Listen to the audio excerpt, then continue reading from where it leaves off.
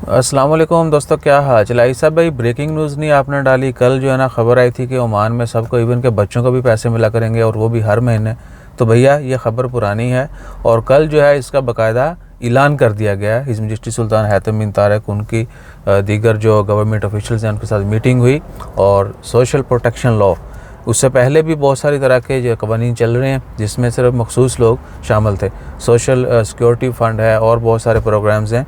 तो ये जो सोशल प्रोटेक्शन लॉ है इसका कह सकते हैं कि ऑफिशियली आगाज़ कर दिया गया है।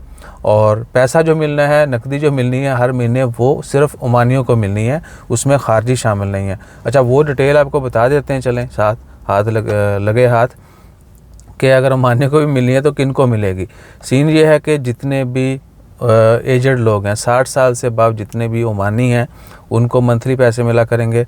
बच्चे बाई बर्थ से लेके 18 साल तक, यानी जब तक वो बालिग नहीं हो जाते, ओमान में भी बलूगत की उम्र 18 साल है, बर्थ से लेके, पैदाइश से लेके 18 साल तक उनको हर महीने मिला करेगा पैसा। उसके बाद लो इनकम हाउस होल्ड, जितने भी लो इनकम जिनकी फैमिली, ऐसी फैमिली जिनकी इनकम बहुत लो है, बहुत सारी फैमिली ऑलरेडी ओमान का जो पहला एक प्रोग्राम है सोशल सिक्योरिटी फ़ंड, उसके अंडर भी रजिस्टर्ड हैं, तो उनको जो है पैसे मिला करेंगे। और एक और बड़ी खुशाइंद बात है, ये वाकई अप्रिशिएट करना पड़ेगा, पीपल विद डिसेबिलिटीज़, जितने भी माजूर लोग हैं, किसी भी वजह से वो माजूर हो गए या बाई बर्थ भी हैं, जितने भी माजूर हैं उनको भी हर महीने पैसे मिला करेंगे नकदी।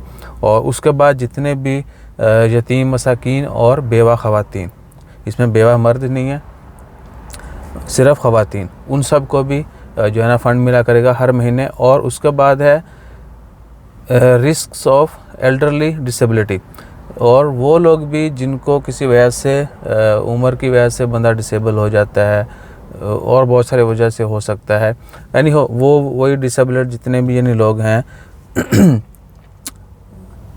जो ऑलरेडी डिसेबल हैं उनको मिलना है। और रिस्क ऑफ एल्डरली डिसेबिलिटी, और जिनको रिस्क है कि वो डिसेबल हो जाएंगे, बीमार हैं, ये वो, उस तरह उनको भी जो है हर महीने पैसे मिला करने। ये सिर्फ ओमानियों के लिए, और खारजियों के लिए फ़िलहाल ऐसा कोई यानी प्रोग्राम नहीं है ओमान में।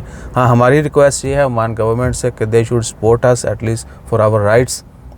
जो भी लोगों के मसले मसाइल हैं वो वक्त पर हल होने चाहिए, और अव्वल तो होने ही नहीं चाहिए।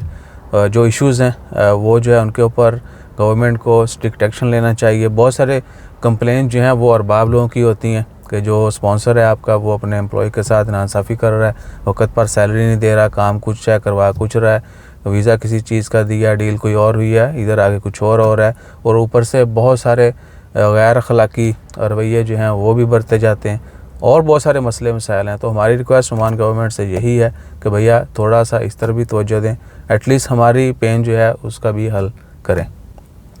तो लोगों के, आप सबको पता ही है, ज़्यादा कमेंट्स यही आते हैं कि भैया हमारी सैलरी नहीं मिली, हमारा बाप ये कर रहा है, हमें धमकी दी जा रही है, हमें ये किया जा रहा है, वो किया जा रहा है, यानी बिला वजह जो है ना लोगों को डराया धमकाया जाता है।